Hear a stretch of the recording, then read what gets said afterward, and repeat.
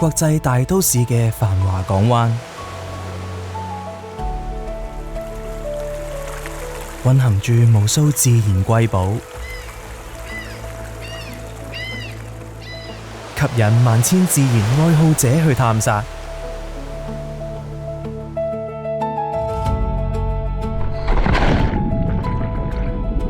超過80種石珊瑚組成嘅珊瑚群落，色彩斑斕嘅軟珊瑚花園，為眾多海洋生物提供充裕食物同安穩棲所。山海交界嘅紅樹林，係招潮蟹同彈塗魚嘅家。西面鹹淡水交匯嘅水域，漁業資源豐富。中華白海豚同江豚喺呢片海域悠然安居。香港豐富多樣嘅海洋環境，孕育近6000種海洋生物。海岸公園同海岸保護區30年嚟堅定守護呢啲珍貴嘅海洋瑰寶，一直係進行科研嘅理想場所，亦係大眾親近自然嘅聖地。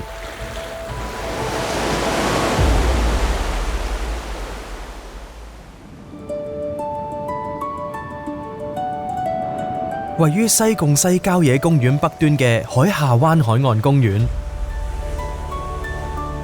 係珊瑚群落嘅天然避風港，而有香港小桂林之稱嘅印洲塘附近一帶水域，已指定為印洲塘海岸公園。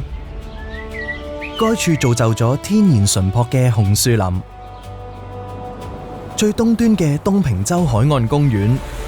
擁有全港覆蓋率最高嘅珊瑚區，更可以見到頁岩同珊瑚群落並生嘅奇景。港島南端嘅鶴咀海岸保護區，亦係本港唯一嘅海岸保護區，嚴格守護住沿岸生態。至於西部水域，由最早嘅沙洲及龍鼓洲海岸公園，到後來指定嘅大小磨刀海岸公園、大嶼山西南海岸公園、南大嶼海岸公園，同2024年指定範圍最廣嘅北大嶼海岸公園，為保育海洋生態同漁業資源產生協同效應。香港首個海岸公園係喺1996年成立，其後政府指定咗多個海岸公園，今年正正就係海岸公園成立嘅30週年啦。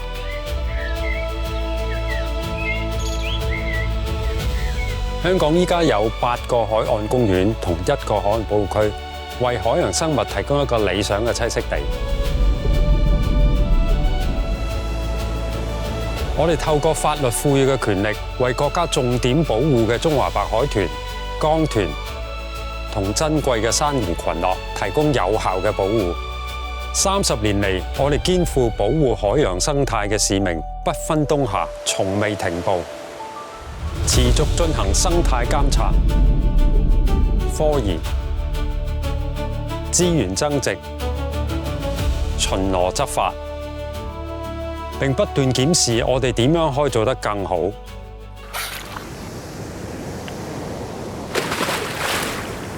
近年西面水域多個新海岸公園相繼成立，配合廣東珠江口中華白海豚國家級自然保護區，形成更全面嘅網絡去保護中華白海豚。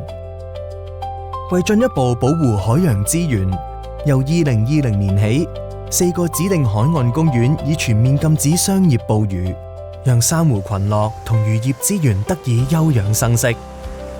新科技為保育同管理帶嚟嶄新解決方案。漁護署利用先進儀器測繪底棲生境，並運用環境 DNA 技術調查漁業資源，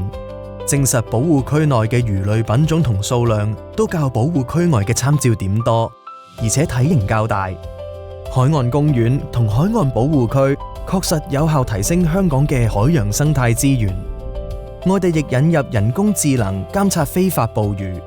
並利用 3D 打印珊瑚礁盤修復珊瑚群落，監察顯示珊瑚生長進度良好。我哋嘅努力亦都得到國家嘅認可。印洲塘同東平洲海岸公園所在嘅大鵬灣，獲國家生態環境部選為美麗海灣嘅優秀案例。呢份肯定令我哋感到鼓舞。每年超過1萬名學生同公眾人士參與海岸公園嘅生態導賞同海岸考察活動。公民科學家計劃俾大家有機會親身參與研究。海岸大使計劃賦能年輕一代為海岸保育貢獻力量。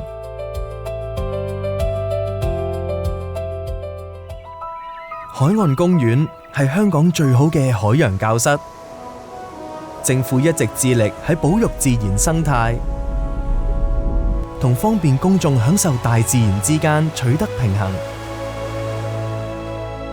香港海岸公園30週年唔只係本地海洋生態保育工作嘅里程碑，更加係同國家15.5規劃中美麗中國、美麗海灣戰略深度對接嘅契機。透過擴大保護區、強化科技管理、深化區域合作同推動公眾參與，香港正以實際行動融入國家發展大局，為大灣區海洋生態保育起示範作用。透過認識自然，大眾就會懂得珍惜呢一份自然之美。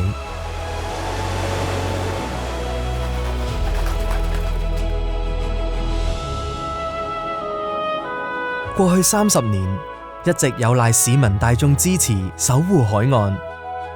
未來就等我哋繼續齊心合力，喺欣賞壯麗嘅海岸景色同海洋生態嘅同時，守護呢片無與倫比嘅藍色瑰寶，